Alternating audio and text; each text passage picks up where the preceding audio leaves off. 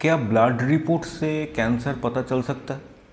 ये काफ़ी सवाल मेरे ओपीडी में रहते हैं और ये काफ़ी इम्पोर्टेंट सवाल भी है, क्योंकि बायोप्सी से बहुत लोग घबराते हैं। बायोप्सी लेके बहुत सारा मीथ है कि कैंसर फैलता है, बायोप्सी करने के बाद कैंसर फैल जाता है। तो ये पहले तो ये मीथ है, पहले इस मीथ से आपको हटना चाहिए कि बायोप्सी से कैंसर फैलता नहीं है।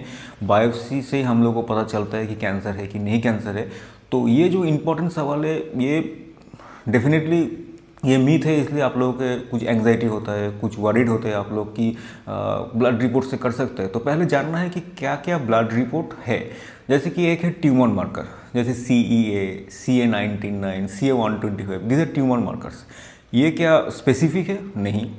दूसरा, अगर इसमें ज़्यादा होता है कि कैंसर ही है, ये कैंसर भी नहीं, तो ये हम लोगों को कुछ डायरेक्शन दे सकते हैं, कुछ सस्पिशियस, मतलब बोल सकते हैं कि हाँ कुछ चांसेस है, बट ये डायरेक्टली हम लोग को नहीं बता सकते कि ये कैंसर है। दूसरा है कि लिक्विड बायोप्सी। अभी कुछ ब्लड टेस्ट से कुछ कुछ कैंसर, कुछ हेमाटोलॉजिकल, जैसे जो खून का जो कैंसर है उसका पता चल सकता है। कुछ कुछ म्यूटेशनल चेंज, मतलब जो DNA का चेंज हो रहा है, वो चेंज का पता लगने के लिए लंग कैंसर में हम लोग कुछ टेस्ट कर सकते हैं, तो वो पता चल सकता है। But it is not applicable to all of the cancers.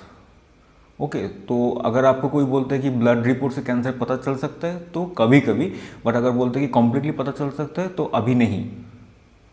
ठीक है, तो अभी तक वो जगह पे हम लोग पहुंच नहीं है कि liquid biopsy is very upcoming. उसमें क्या होता है कि सर्कुलेटिंग ट्यूमर DNA, जो ट्यूमर में का जो DNA है वो ब्लड में आ रहा है, वो ब्लड में हम लोग अगर डिटेक्ट कर सकते हैं तो वी कैन एज्यूम कि कुछ कैंसर है।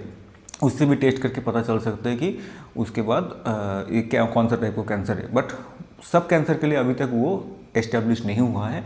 और ट्यूमर मार्कर जैसे बोल रहे हैं कि हम लोग मान लीजिए कुछ रेक्टम या फिर फूड, ब्रेस्ट का कुछ क्या ऑपरेशन हुआ है, तो ब्रेस्ट पे तो नहीं है, बट मान लीजिए CA ओवरी, उसमें CA 125 बढ़ रहा है, अभी उसके बाद हम लोग ऑपरेशन के बाद देखा तो वो घट रहा है। तो ये इंडिकेट करता है कि ट्यूमर रिस्पॉन्स कैसे हो रहा है। केमोथेरेपी के बाद भी कभी कभी ट्यूमर मार्कर हम लोग देखते हैं। तो ऑपरेशन ट्रीटमेंट के बाद भी हम लोग फॉलोअप में कभी कभी ट्यूमर मार्कर करते हैं कि अगर उसको आगे जा रहा है, बढ़ रहा है, 2-3 बार से बढ़ रहा है, तो हम लोग को ये ध्यान में रखना है कि कुछ कैंसरस एक्टिविटी फिर से आ रहा है, कहीं पे रिकरेंस हुआ है या कि कहीं पे फैल गया है। वो देखने के लिए हम लोग को कुछ दूसरा जांच वगैरह करना ही ज़रूरी हो सकता है। तो ट्यूमर मार्कर इटसेल्फ, उसमें कैंसर डिटेक्शन नहीं होता है। ये हम लोग को एक इंडिकेट करता है कि आगे का कुछ जांच करना है कि नहीं, और दूसरा ट्रीटमेंट रिस्पॉन्स कितना हुआ है, और दूसरा तीसरा है कि रिकरेंस आया कि नहीं आया है, वो हिसाब से हम लोग को बता सकते हैं। तो लिक्विड बायोप्सी अपकमिंग है। हाँ, हेमाटोलॉजिकल कुछ मैलिग्नेंसी में डेफिनेटली इसका रोल बहुत अच्छा है। लंग कैंसर में कुछ म्यूटेशन एनालिसिस करने के लिए भी अच्छा है। बट अभी तक बाकी सॉलिड कैंसर के लिए ये फुल अच्छी तरह से नहीं आया है, आ रहा है, उसका भी रिसर्च चल रहा है, एविडेंस आ रहा है, बट अभी तक के लिए अभी नहीं, कभी कभी हो सकता है। तो ये इम्पॉर्टेंट है कि बायोप्सी से कैंसर नहीं फैलता है। और दूसरा ये इम्पॉर्टेंट है कि लिक्विड बायोप्सी या फिर कभी कभी ट्यूमर मार्कर से हम लोग को कुछ पता चलता है, बट वो बायोप्सी रिप्लेस नहीं कर सकते हैं। हमको कुछ ट्रीटमेंट करना है तो बायोप्सी चाहिए। जैसे मुंह के जो कैंसर होता है, ब्रेस्ट कैंसर होता है, या फिर स्टोमक GI वाला जो भी कैंसर होता है, उसका बायोप्सी चाहिए होता है। कुछ कुछ कैंसर एरिया है जहाँ पे हम लोग बायोप्सी नहीं करते हैं। अगर ऑपरेट कर सकते हैं तो डायरेक्टली ऑपरेट कर सकते हैं। अगर ऑपरेट नहीं कर सकते तब केमोथेरेपी देने के पहले डेफिनेटली बायोप्सी चाहिए होता है। तो ये इम्पॉर्टेंट है कि आपको जानना है कि बायोप्सी से कैंसर नहीं फैलता है।